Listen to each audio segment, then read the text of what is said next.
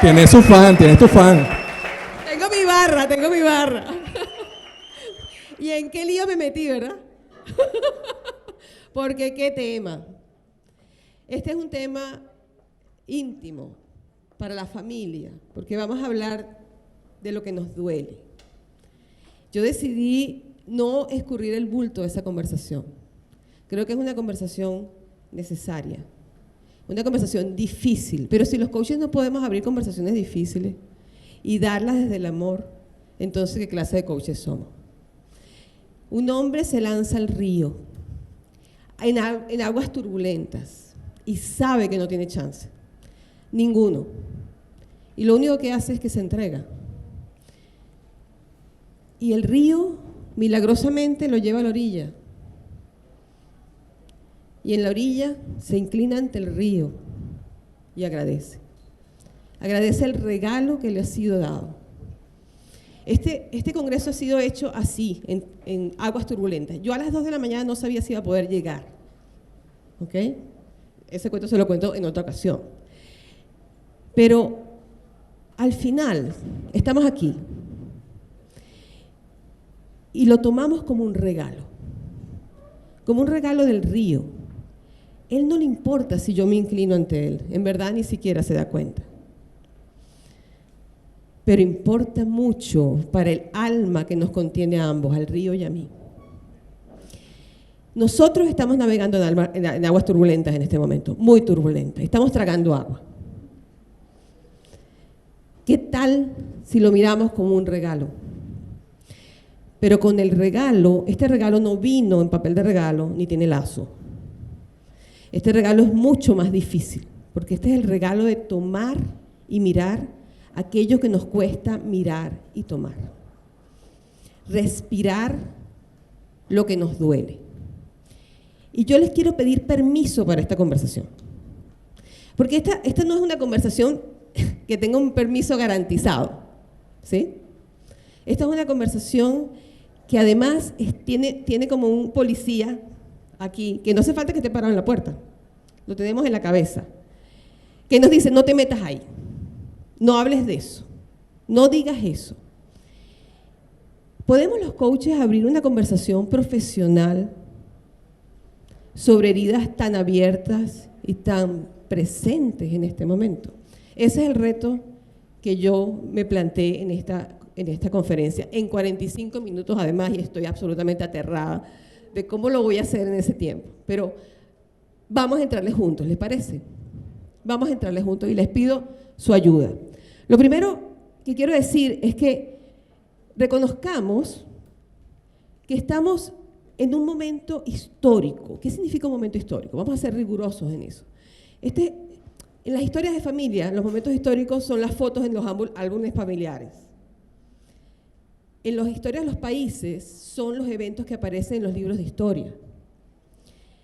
Pero los eventos que aparecen en los libros de historia son los eventos que todos compartimos de alguna forma. Cuando un pueblo comparte un evento, ese evento va a aparecer en los libros de historia y nos va a definir como pueblo. Todos estamos sin luz, todos estamos sin agua, todos estamos padeciendo este momento. Todos pertenecemos a este momento y va a aparecer en nuestra historia. Un momento fuera del tiempo es un momento histórico, porque es el momento en que nosotros, sin darnos cuenta, creamos una identidad compartida y una interpretación compartida sobre lo que está pasando. Este es el momento en el que las cosas pueden cambiar y por eso en este momento es importante dar esta conversación. Así que me voy a atrever a hacerlo. Primero, ¿qué nos está pasando? Rapidito, si alguien lo tiene en la boca, en la lengua, ¿cuál sería el quiebre que declararíamos? ¿Quién declararía un quiebre ahorita? Como país, como sociedad. ¿Ah? El dolor. ¿Alguien más? ¿Ah? Incertidumbre. Frustración. Impotencia. Fíjense que es interesante que los venezolanos, si yo hago esta pregunta en Argentina, a ver, ¿dónde está Fernando? No está por aquí, ¿verdad? Pero yo estoy segura que si yo hago la pregunta en Argentina, las respuestas podrían ser de otro tipo. Todos ustedes están respondiendo por una emoción, ¿se dan cuenta? Nosotros distinguimos lo que nos pasa en función de lo que sentimos. ¿Ok? Mírenlo. Porque ustedes todos son coaches, ¿verdad? ¿Una emoción es un quiebre? No. ¿Cuál es el quiebre?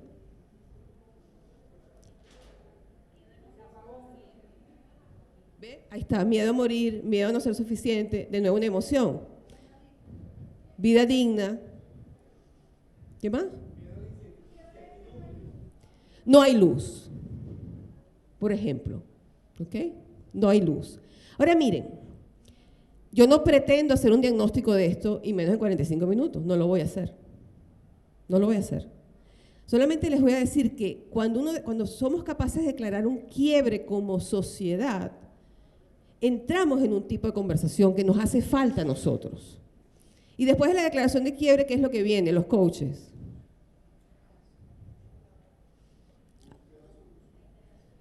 Indagación. O sea, fíjense la pregunta. ¿Qué nos está pasando? Es la primera pregunta. La segunda pregunta es ¿cómo llegamos hasta aquí? ¿Verdad? Y después, ¿qué buscamos los coaches? Recurrencia, repeticiones, ¿sí o no? ¿Ok? ¿Cuál es el ser que nos trajo hasta aquí? Y después, ¿qué hacemos? Nos comprometemos con acciones que hacen ¿qué? Que transforman el ser. Bueno, yo les invito a abrir esa conversación. Abrirla. ¿Ok? Solo eso. Asomarnos a esa conversación. ¿Y qué clase de conversación es esa? Vamos a ponerle un nombre. ¿Qué clase de conversación es esa?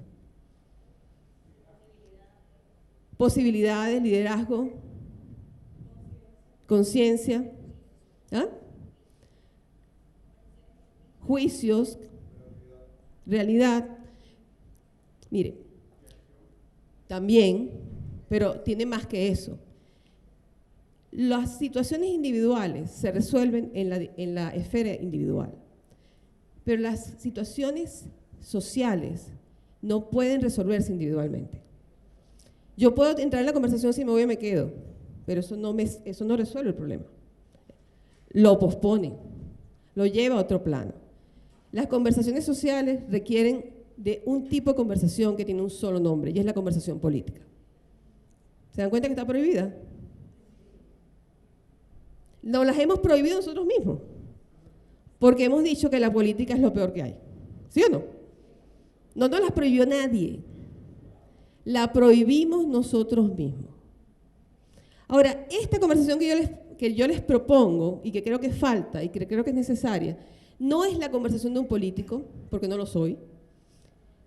No es la conversación de un historiador, aunque voy a hablar de historia, porque no lo soy. Es la conversación de un coach. Y yo lo que estoy buscando es esta doble mirada, porque los coaches miramos afuera y miramos adentro. ¿Ok?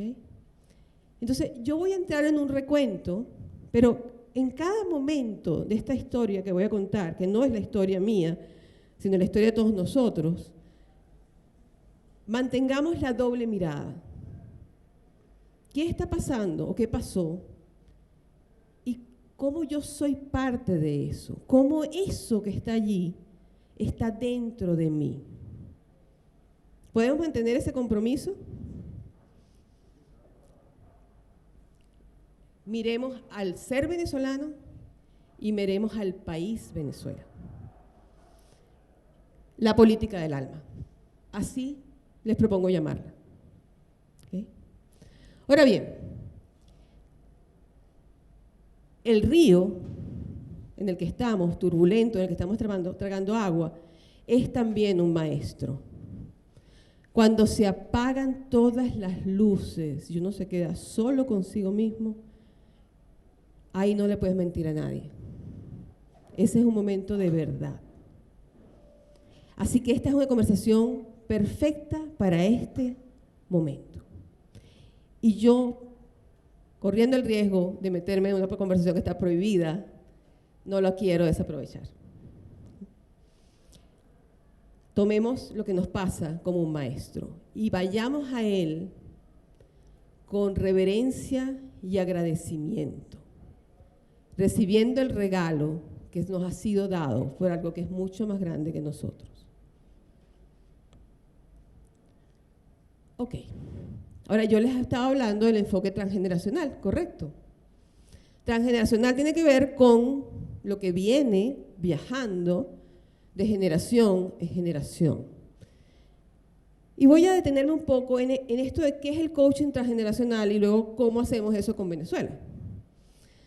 El coaching transgeneracional tiene que ver con un fenómeno, con una cosa que ocurre y que todos los coaches lo conocemos y todos los que no son coaches también. ¿No les ha pasado que le pasa la misma cosa siempre? De una forma u otra, una variante del mismo cuento. Yo me vuelvo a casar con el mismo tipo. Me divorcio de este y me caso con este igualito. Me casé con el mismo. Me pasa que... ¿Ah?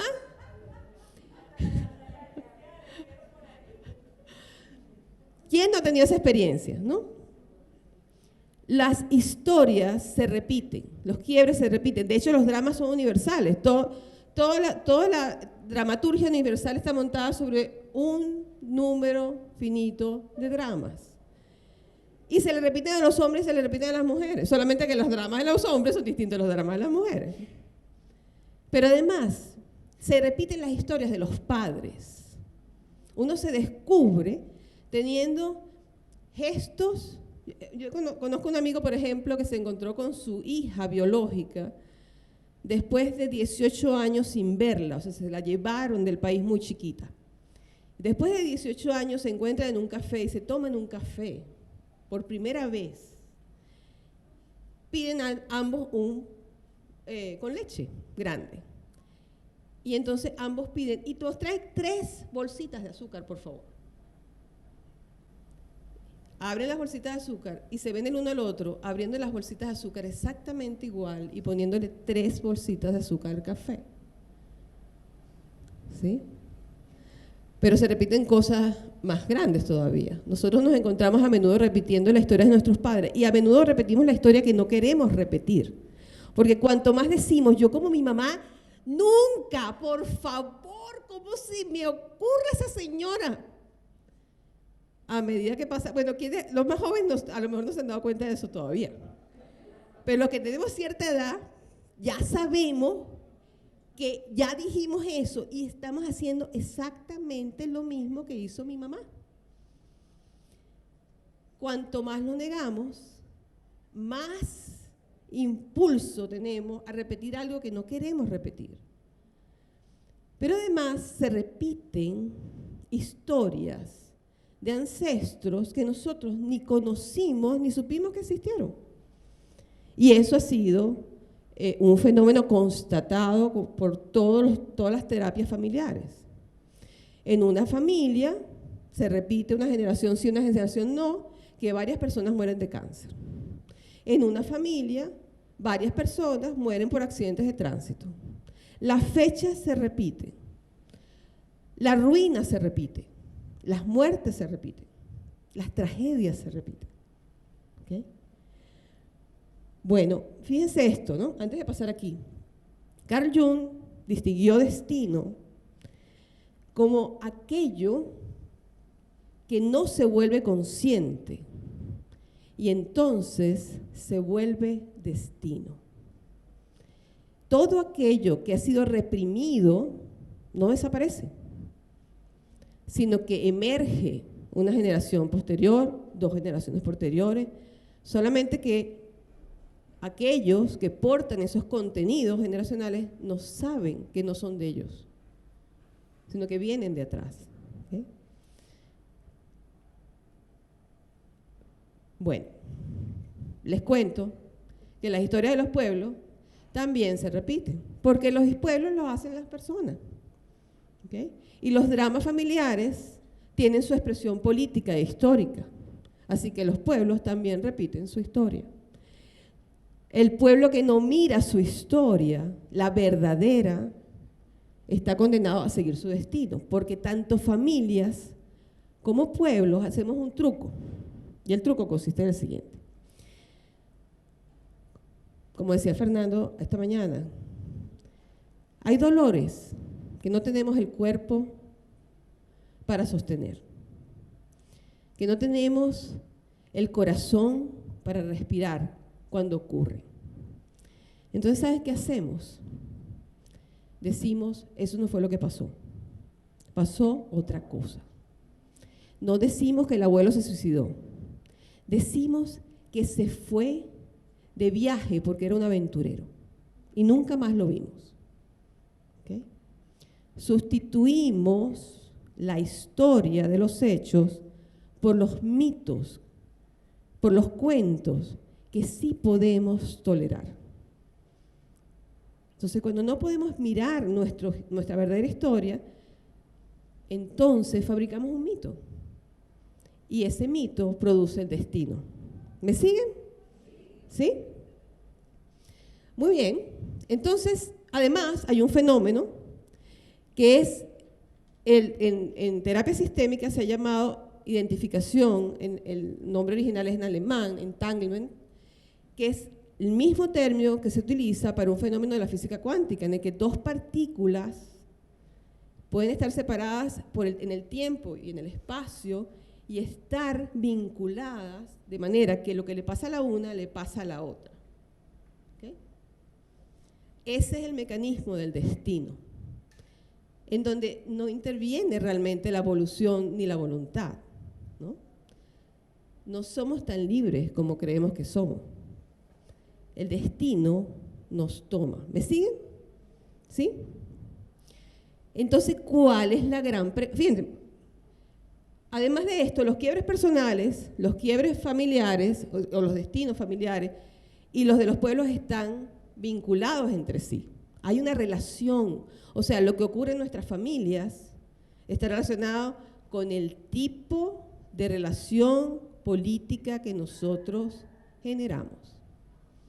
No son fenómenos independientes, están íntimamente vinculados y coordinados entre sí. ¿Okay? Ahora bien, ¿cuál es la idea aquí del enfoque transgeneracional? ¿Hay alguna manera de liberarnos del destino para hacer nueva historia? ¿Estamos condenados a repetir la historia de nuestros ancestros? No. ¿Y de qué depende? Miren, aquí nada es casual.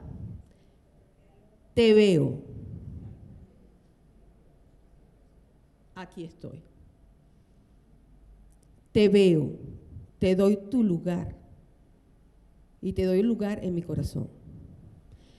Miren, solamente el amor sana. Solamente el amor sana.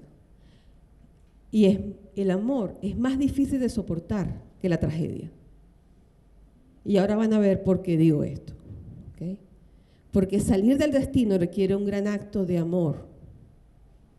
Y a veces es más fácil sufrir que aceptar la solución. ¿Cuál es la pregunta que tenemos que hacernos como pueblo? ¿Cómo llegamos hasta aquí? Esta es la segunda parte de la conversación de coaching. ¿Okay? Y me voy a meter en camisa de 11 varas porque hacer este recuento en 10 minutos no está fácil, ¿no? Me van a perdonar el atrevimiento, por favor, pero creo que vale la pena pasar por esta indagación, ¿no? Lo primero es, ¿cómo llegó hasta aquí quién? ¿Cuándo empezó esta historia? Empezó con la Primera República en 1810. ¿Qué es lo que tenemos presente en nuestro imaginario? ¿O empezó mucho antes? Con la provincia de Venezuela, por ejemplo. Entonces son 300 años de historia que tienen cierta amnesia en nuestro imaginario. ¿Sí? No lo tenemos presente. Nuestra historia comienza en 1810. Luego, aquí tenemos 13 años de guerra de independencia, Primera República, Segunda República, Tercera República. Solamente les voy a decir que el 40% de la población quedó devastada. El país quedó arruinado. 1 de cada 3 hombres murieron. Yo podría, nada más que hablar de este periodo, me voy a comer los 45 minutos, ¿no? Y es poco, pero ¿cuál fue la aspiración fundacional de la República? qué fue lo que quisimos en aquel momento y qué fue lo que hicimos. Yo solamente les voy a dejar esa pregunta. La república era la aspiración, pero lo que logramos fue algo diferente. Bueno, pasamos por la guerra a muerte, que fue una guerra de exterminio, por Boves. Luego tuvimos el periodo de la separación, porque fíjense que la Tercera República no es Venezuela, es la Nueva Granada, no es Venezuela. El movimiento de la Cociata, liderizado por Páez, ahí es el nacimiento, digamos, de Venezuela, o el renacimiento de Venezuela. No es el anterior, la Constitución era de Cúcuta, la capital era Bogotá. Y bueno, y Santander por su lado. ¿Okay? La idea de la Gran Colombia fue derrotada y aparece Venezuela, la República de Venezuela. Ahora, en esos años, que fueron 7, la cosa no terminó allí. Las muertes siguieron, la devastación siguieron, vinieron las guerras neogranadinas. Ningún país quedó tan devastado como Venezuela, ninguno. Bueno, entramos en el siguiente siglo. 166 revueltas, guerras, todo el tiempo, breves periodos de estabilidad, 1 millón de muertos. Estamos hablando de 69 años de historia. 70% de ellos no combatientes. La guerra federal solamente diezmó el 10% de la población. ¿Sí? Estos son hechos. Liberales versus conservadores. ¿Quiénes eran los conservadores? Los héroes de la independencia.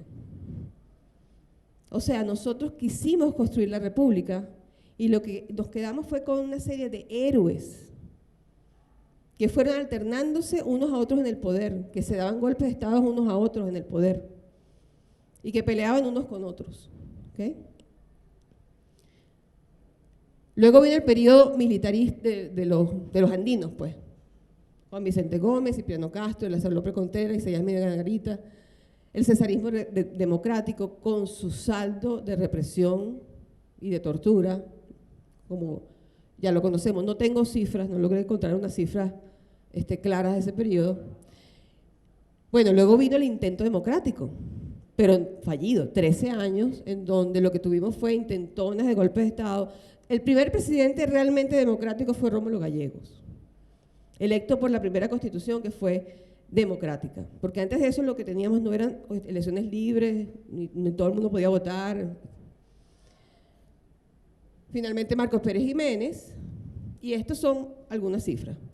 21 constituciones en 129 años, 24 gobiernos militares, 109 años, gobiernos civiles tutelados, 5 años, gobiernos civiles derrocados, 2, juntas militares, 3. ¿Okay? Dígame si esto no es una conversación íntima en la que es preferible que solamente haya... O sea, esta es la conversación íntima de la familia, ¿sí o no? Esto es de lo que no hablamos, esto es lo que no vemos. Finalmente, el periodo democrático, los 40 años, fue de todos los periodos el más estable y pacífico, y no fue pacífico, ojo. Tuvimos intentonas, rebeliones militares, lucha armada, aproximadamente 10 años, se estima, yo también estuve buscando cifras de ese tipo, 10.000 muertos en la lucha armada, ¿no? 2 intentos de golpe de Estado. ¿Okay? Y bueno, y esto lo estamos viendo todos, 20 años. ¿Okay? 20 años donde la violencia no ha sido de guerra directa, pero hemos tenido muertos por violencia en la calle todo el tiempo. Ahora les hago una pregunta. ¿Lo que estamos viviendo hoy es historia o destino? ¿Qué dicen ustedes? ¿Recuerdan la distinción? ¿Es historia? Voy a hacerle de nuevo la distinción. Destino, cuando hablo de destino, me refiero a todo lo que ha sido ignorado o reprimido, se repite como un destino, nos toma como un destino. ¿Okay? Y eso uno lo ve en la terapia familiar todo el tiempo. La pregunta que yo me hago, la pregunta que yo me hice, yo comencé a hacer este trabajo por razones totalmente personales, empecé a revisar historia de Venezuela. Claro, pero uno nunca puede dejar de ser lo que es, ¿no? Y entonces la veía como la ve un coach, ¿no? Y esa fue la pregunta que yo me hice. ¿Estamos frente a una historia nueva o estamos tomados por el destino? Porque hay una historia que nosotros no podemos ver.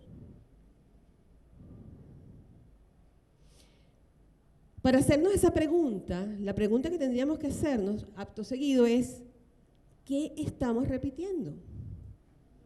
¿Y cuál es el mito? ¿Cuál es el mito que sustituye a la historia? ¿Ustedes qué dicen? ¿Alguien tiene alguna idea? El Salvador. ¿Quién es el Salvador? El que nos libera. Pero además no solamente nos libera, nos protege, nos defiende frente a algo que nos sobrepasa a los ciudadanos comunes. ¿Sí? Y ese mito, ese héroe, es un héroe mítico que no es el héroe, no es la persona real. No es el personaje histórico real.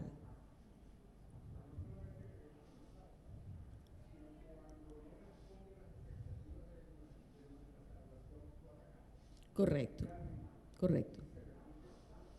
O sea, en otras palabras, lo endiosamos y después lo crucificamos. Vivimos una gran gesta, somos un pueblo libertario, pero además hemos hecho un personaje de Bolívar que no fue el Bolívar real. Nos relacionamos con un mito histórico. No fue, y no voy a entrar en detalles, o sea, cuando uno revisa los documentos históricos de Bolívar y de su familia, el personaje histórico y real es muy diferente al héroe mítico que hemos fabricado. Pero además, ¿quién es el padre de la patria? ¿Cuál patria? Porque Páez, ¿qué fue? O sea, ¿por qué excluimos a Páez? ¿Se dan cuenta? Todo lo que excluimos se repite. La traición es parte de nuestra historia. La traición a Miranda, la traición a Páez, la traición a Bolívar, la traición de Juan Vicente Gómez, de Monagas a Páez. Exacto, y así vamos. ¿Ah? Bueno, yo ahorita puedo mencionar algún político que no lo voy a hacer en la sala y les voy a decir traidor o leal. Y les voy a decir que la mayor parte, los puedo mencionar a todos y vamos a ver que el 90% son, en nuestra mirada, traidores. ¿Sí o no? Inclusive no, Eleazar López Contreras. ¿Okay? Así que vayamos al maestro de la sombra. O sea, ¿qué nos puede enseñar a nosotros este momento? ¿O qué nos enseña? ¿Para qué es la repetición? La repetición nos obliga a mirar lo que no queremos mirar. Yo les voy a poner mi lista de lo que se repite, pero ustedes tendrán la suya. Pero además hay muchísima tela que cortar. Hay autores que han trabajado este tema, que yo les recomiendo que los lean, como Axel Capriles o como Alberto Rial, con un libro que me parece extraordinario, se llama La variable independiente, o La república fragmentada. Al final les voy a poner una lista de bibliografía, ¿no? Cuando uno lo ve desde el punto de vista de la cultura, ve los ritornelos, los comportamientos que se repiten. Y esta es una lista sintética que yo hago para esta ponencia. La guerra sustituye a la política. Nosotros no, y fíjense que cómo empecé, ¿cuál es la conversación que nos falta? Nos falta la conversación de la política. Nosotros vivimos en un mundo donde suponemos que cuando todos piensen como yo, y cuando los que están equivocados se vayan, o sean derrotados, o sacados definitivamente, entonces todos vamos a ser felices. ¿Sí o no? O sea, confesemos. ¿Bien? Por tanto, ¿qué está oculto allí? El deseo de exterminio. ¿Sí o no? ¿Se dan cuenta? Sáquenlo, quítenlo, desaparezcanlo, que se vaya, ¿no? No, nada de eso, que se mueran, ¿sí o no? Olvídate de eso.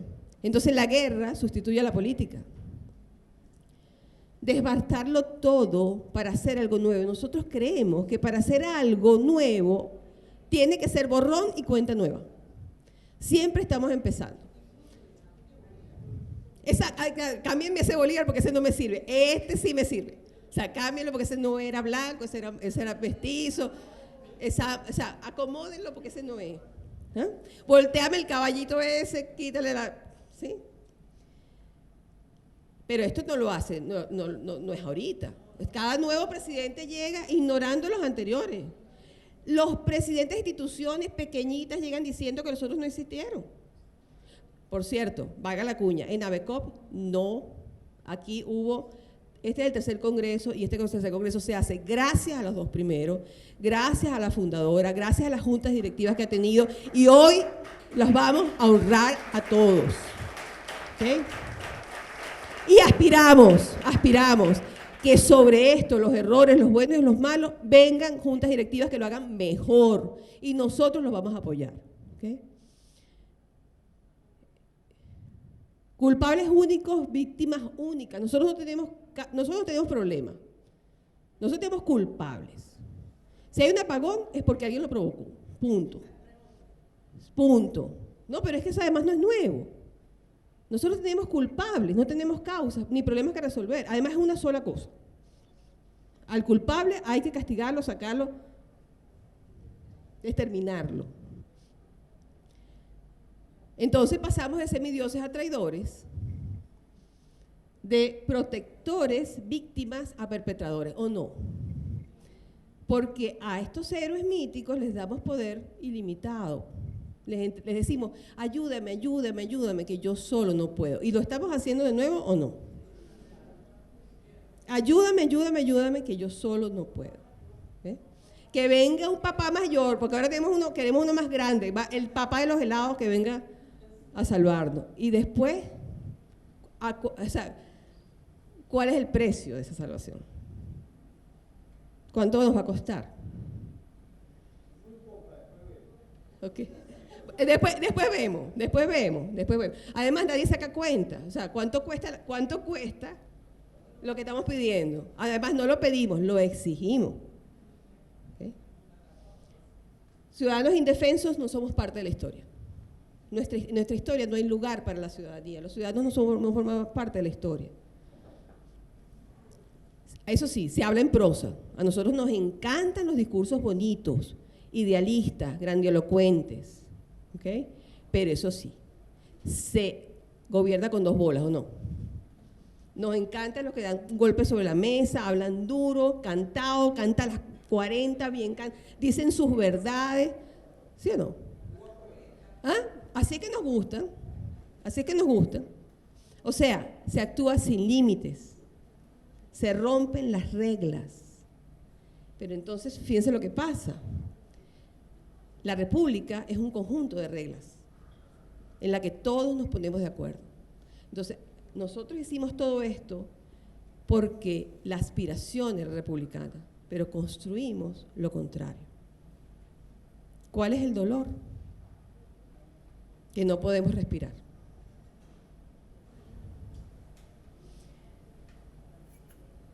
Nosotros hemos generado en nuestra historia muchas víctimas anónimas. Muchas víctimas anónimas cuyo dolor y cuyo resentimiento viaja de generación en generación y cuya demanda de compensación es ilimitada. ¿Saben por qué? Porque la nieta que siente la necesidad de compensación de la abuela no la puede compensar. No hay manera, porque ella no es la abuela. Entonces no tiene límite. Y entonces la víctima que no tiene límites en su demanda, ¿saben qué le pasa? Se convierte en un perpetrador. ¿Okay? Entonces, el saqueo es una forma de compensación. La corrupción es una forma de compensación, pero no compensa nada. Porque el dolor no se sacia de esa forma, porque ni siquiera es nuestro. Es un dolor transmitido de generación a generación. ¿Vamos bien? ¿Todavía tengo permiso? ¿No me lo han quitado? Y por último, nosotros vivimos en una dinámica de clanes, ¿ok? De grupos que se protegen unos a otros y que no saben trabajar con otros. Y ese es uno de los retos de una asociación como esta. Es aprender a trabajar los que somos diferentes, porque aquí todos somos coaches, somos distintos, tenemos estilos distintos de ver las cosas. Y nos cuesta trabajar con los que no son de mi grupo. ¿Okay? Pero resulta que así es que se construye un país.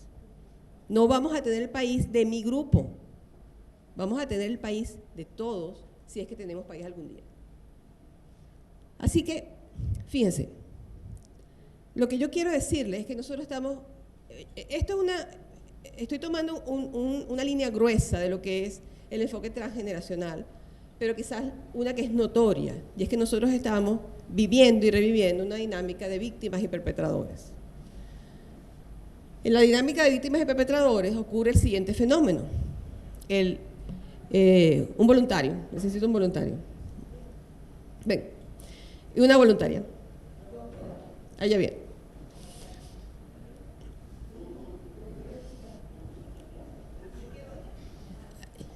No, quédate ahí, ya vamos a usar. La víctima y el perpetrador, ¿ok? Además, lo estoy poniendo en ese género porque en nuestro caso, los guerreros fueron hombres, ¿ok? Las mujeres quedaron solas, ¿sí? Y entonces repetimos la dinámica de las mujeres solas, generación tras generación, ¿sí o no? Entonces, ¿qué pasa con la víctima y el perpetrador? Ellos dicen, no te quiero mirar, no te veo, y se voltean. O sea, se excluyen. Además, aquí puede haber descendencia, o sea, puede haber descendencia por aquí, puede haber descendencia por acá. Isa, ¿dónde estás? Ajá. Entonces aquí viene la descendencia, de este lado. De este lado.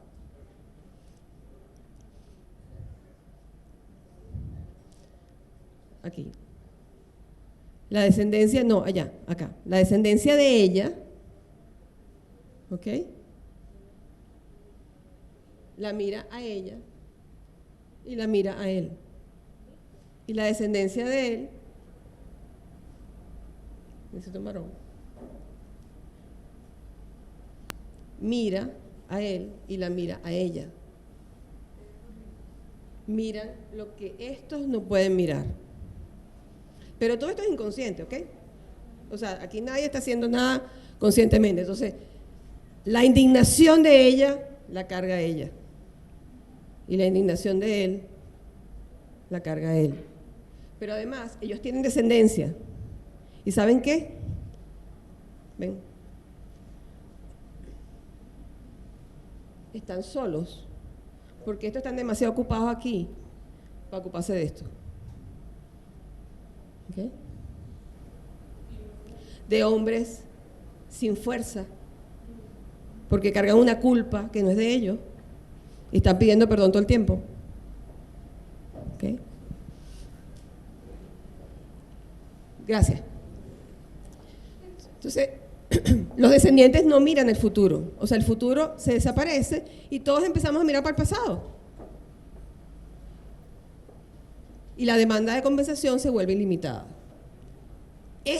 Señores, es el caldo de cultivo del totalitarismo. O sea, podemos estar en el cuento de que nos lo hicieron. Y sí, es verdad, hay responsabilidades, por supuesto que sí las hay. Pero dejemos las responsabilidades con quien las tiene y veamos por qué nosotros caminábamos por el camino que nos llevaron. ¿Qué nos hizo caminar ese camino? Ahora, ¿cómo salimos de aquí es la pregunta, ¿verdad? Ok. Miren, el futuro se queda solo, lo hemos visto, ¿no? Niños dando luchas que no dieron los abuelos. ¿Okay? Ahora, liberarnos del destino es la tarea. Fernando decía esta mañana, nosotros no es mucho lo que podemos hacer, o sea, puede ser que esta broma se resuelva en una esfera, de hecho, puede ser no. O sea, este juego está totalmente fuera de nuestro tablero, ¿ok? Pero nosotros sí podemos hacer la tarea de aprender la lección de la sombra. Y esa nadie la puede hacer por nosotros. Nadie, solo nosotros. ¿Cuál es esa tarea? Te veo a ambos, tal como fueron.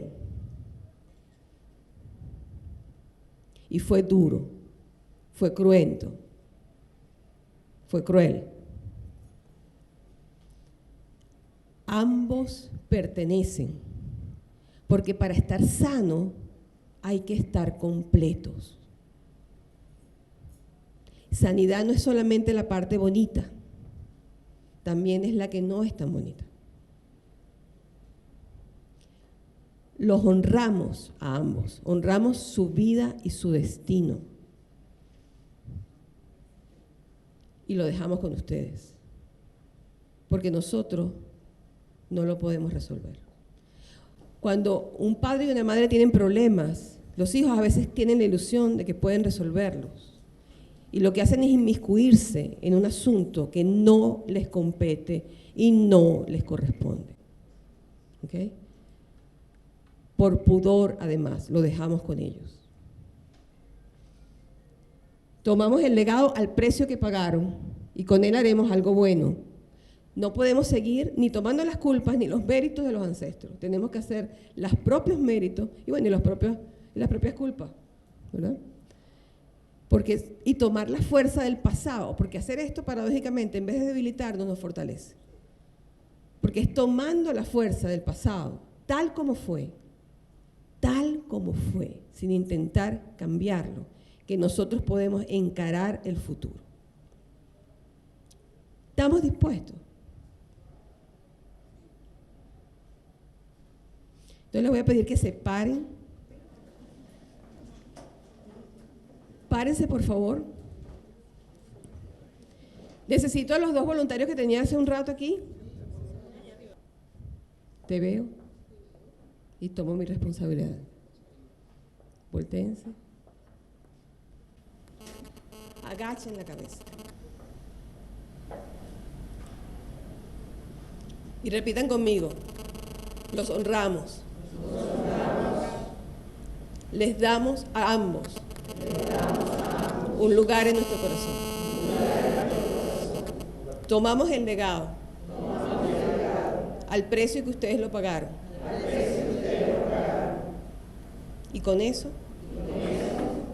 haremos algo bueno. Respiren, levanten la cabeza y voltéense, sintiendo la fuerza de los ancestros detrás. Voltéense hacia allá. El futuro está allá. Ese es el futuro. Ahí es que hay que mirar. Son los jóvenes. A ellos es a los que necesitamos dejarle un destino distinto para que esto no tenga que volver a repetirse. Justicia no es venganza y el futuro es muchísimo más que esperanza.